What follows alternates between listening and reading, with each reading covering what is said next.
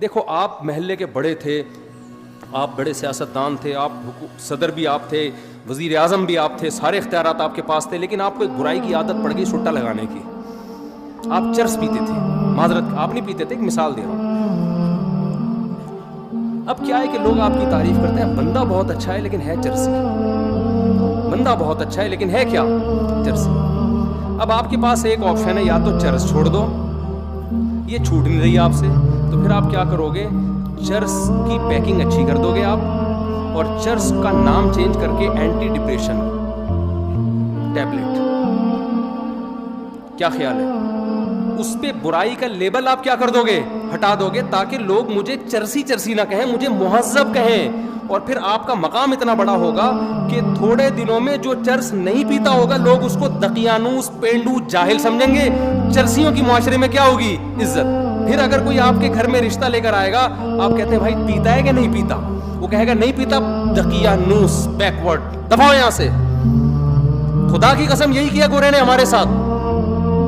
جو لڑکیاں پردہ کرتی ہیں, اسکارف لیتی ہیں, حجاب کرتی ہیں, گھروں میں رہتی ہیں, بھائی کا احترام, باپ کا احترام, ماں کا احترام, کسی غیر مرد کی طرف نظر نہیں اٹھانا, جب نکاح کا موقع آیا ابا سے پوچھا, ابا نے کہا ہاں بھائی ٹھیک ہے, عزت کے ساتھ رخصت کر دی, شوہر کے ساتھ وفا کر رہی ہے.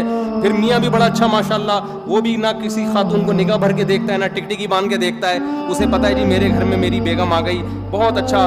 اور جناب خود بھی بڑا نمازی, پرہیزگار, حاجی, دفتروں میں جاتا ہے, ٹائم پہ جاتا ہے, ٹائم سے واپس آتا ہے, ایمانداری کے ساتھ جاب کر رہا ہے, لوگوں کی خدمت کر رہا ہے.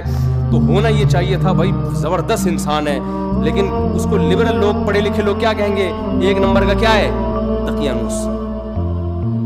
گرل فرینڈ بوائے فرینڈ رکھ رہے ہیں لوگ, لڑکیوں سے دوستیاں ہو رہی ہیں, یونیورسٹیوں میں کو ایجوکیشن سسٹم ہے, فیمیل ٹیچر پڑھا رہی ہے اور لڑکے پڑھ رہے ہیں. اس کو ماڈرنزم سمجھا جاتا ہے, اس کو سمجھاتے ہیں یہ اچھا معاشرہ ہے جہاں عورت کی عزت ہو رہی ہے. سمجھ میں آ رہی ہے بات, برقع پہنا دیا عورت کو, او ہو یہ لوگ تو ظالم ہیں. ابے عورت کو کمبختو برقع پہنا کے مردوں کی عیاشی رکتی ہے, عورت کی نہیں رکتی. عورت جتنا بے لباس گھومے گی مزہ تو مردوں کو آئے گا, عورت کو تھوڑی آئے گا.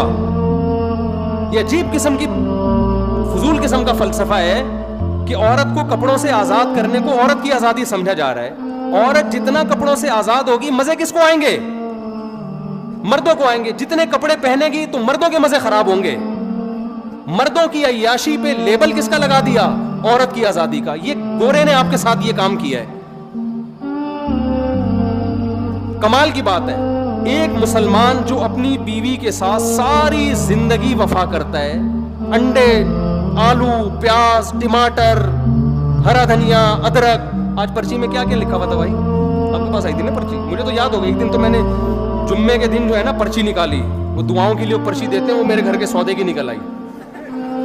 اب میں بے دھیانی پڑھوں, 1 کلو آلو, 3 کلو ٹماٹر, تو ہمارا تو سارا دن کام ہی یہی ہے.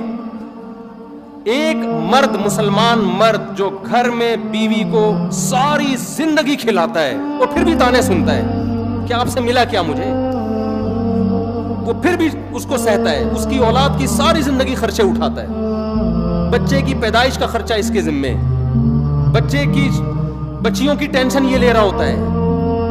اب تو دامادوں کو بھی پال رہا ہے, صحیح ہے نا, شادی ہونے کے بعد ساری ٹینشنیں ایک مرد اٹھا رہا ہے. اس کا بیوی سے صرف یہ مطالبہ ہے کہ میری مرضی کے بغیر گھر سے باہر مت نکلو. اس کو دقیانوس قرار دے دیا, بیکورڈ. عورتوں کے حقوق کا محافظ نہیں ہے یہ, عورتوں پہ پابندیاں لگائی ہوئی ہیں, بیڑیاں باندھ کے رکھا ہوا ہے. اور گورا جو کمبخت اپنے خرچے پہ, شکر ہے کمبخت کا انگلش میں ترجمہ نہیں ہے, ورنہ گورے بھی کچھ بیان سنتے ہیں نا, ان کو کیا پتا کمبخت کا کیا مطلب ہے. اگر آپ سے کوئی ٹرانسلیشن کروائے تو اس کو قابل احترام. ہاں, کیونکہ بعض دفعہ گورے بھی سن رہے ہوتے ہیں, اس رپورٹیں آئی ہیں اس طرح کی. تو گورا کمبخت ساری زندگی عورت سے مزے اڑائے گا, ساری. بالغ ہوتے ہی گرل فرینڈ پہ کوئی خرچہ ہوتا ہے, کوئی خرچہ نہیں ہوتا ان کا. یہ آپ لوگ کے وہم ہے کہ گرل فرینڈ پہ, ان کے گرل فرینڈ پہ بھی 5 روپے بھی خرچ نہیں کرتے. گرل فرینڈ برگر کھائے گی اپنے پیسوں سے, اور لڑکا برگر کھائے گا. ہمارے ہاں تو گرل فرینڈ میں آدھے ہو جاتے ہیں لوگ. وہ ایک آدمی گیا نا گرل فرینڈ کو لے کے ہوٹل پہ, کہتا ہے اللہ کے نام پہ 2 دودھ پتی دے دے. اسے کہا کم بخت دوسری دودھ پتی کس کے لیے, اور اللہ کے نام پہ کیوں مانگ رہا ہے. کہہ رہے یار وہ گرل فرینڈ آئی ہوئی.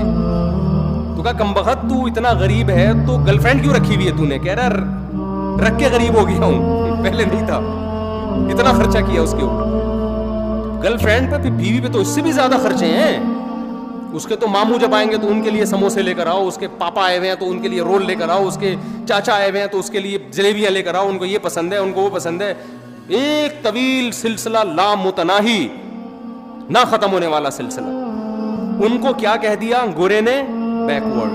عورتوں کی زنجیریں باندھی ہوئی ہیں, اور گورا ساری زندگی عورت سے عیاشی کرتا ہے, مزے اڑاتا ہے, 1 روپے بھی اس پہ خرچ نہیں کرتا. اور اتفاق سے 50 سال میں جب وہ شادی کر بھی لیتا ہے تو آپ جا کے پوچھیں, ایک چائے کی پیالی اپنے خرچے پہ اپنی بیوی کو نہیں پلاتا وہ. تو اس بدماشی, یہ چرس ہے نا, یہ وہی ہے کہ چرسی تھے, نام کیا رکھ دیا؟ کیونکہ مہذب قوم ہے نا, گورے ہیں بھائی, مہذب ترقی یافتہ قوم ہے, چاند پہ قدم رکھا ہے, مریخ پہ جانے کی باتیں ہو رہی ہیں. وہ کیسے یہ کہہ دیں گے کہ ہم مہذب لوگ نہیں ہیں؟ وہ کیسے مان لیں؟ تو انہوں نے کیا کیا؟ تہذیب کی ڈیفینیشن کو کیا کر دیا؟ چینج. میں سمجھا پا رہا ہوں کہ نہیں کھوپڑی میں آ رہی بات؟ انہوں نے تہذیب کی ڈیفینیشن کیا, کیونکہ یہ تانا کہ ہم ان کمبختوں کو, ہمارے جیسوں کو ہم کہیں یہ مہذب ہیں, ان کے ابا ہوتے ہیں, ان کے بیوی ہوتی ہے, ان کے ماموں ہوتے ہیں, ان کے چاچو ہوتے ہیں, ان کے سالے ہوتے ہیں, یہ مہذب ہے. نا نا نا نا, مہذب تو ہم ہیں. ابے تم کہاں سے مہذب ہو گئے؟ تم تو شراب پیتے ہو, تم تو زنا کرتے ہو, تم تو عورت سے وفا نہیں کرتے, تم تو ابا کو اولڈ ہاؤس میں جمع کرا دیتے ہو. بڑھاپے میں تو جنت کمانے کا ٹائم ملا تھا تمہیں, ان کی خدمت کرتے, تم اس وقت ابا کو اولڈ ہاؤس میں جمع کرا دیتے ہو.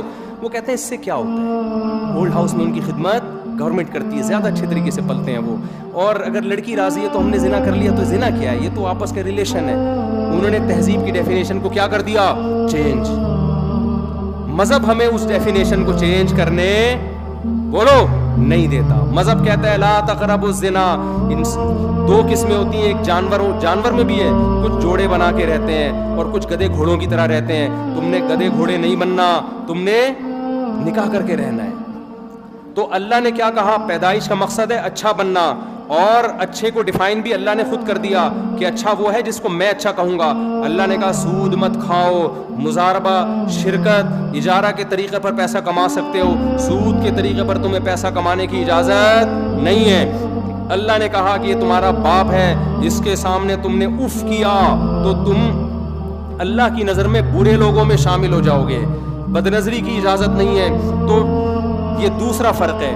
تیسرا فرق کیا ہے؟ یہ یعنی غیر مسلم میں اور ہم میں 2 فرق میں نے بتا دیے. تیسرا اور آخری فرق بتا کے اپنے بیان کو ختم کرتا ہوں. دیکھو تیسرا فرق کیا ہے. اسلام نے آپ کو رہبانیت کی اجازت نہیں دی ہے.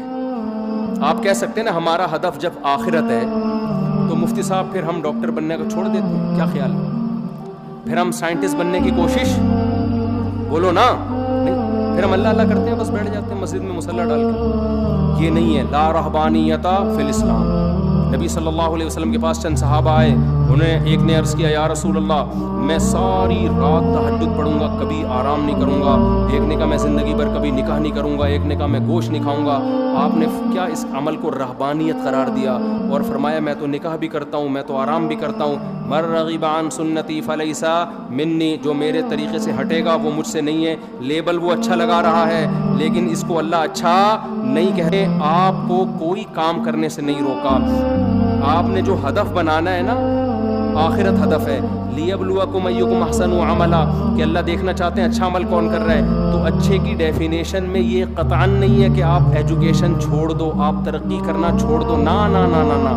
اچھے کی ڈیفینیشن میں قرآن نے بیان کیا ومن اراد الآخرہ, جو بھی کام کرو آپ اس میں نیت کیا کرو؟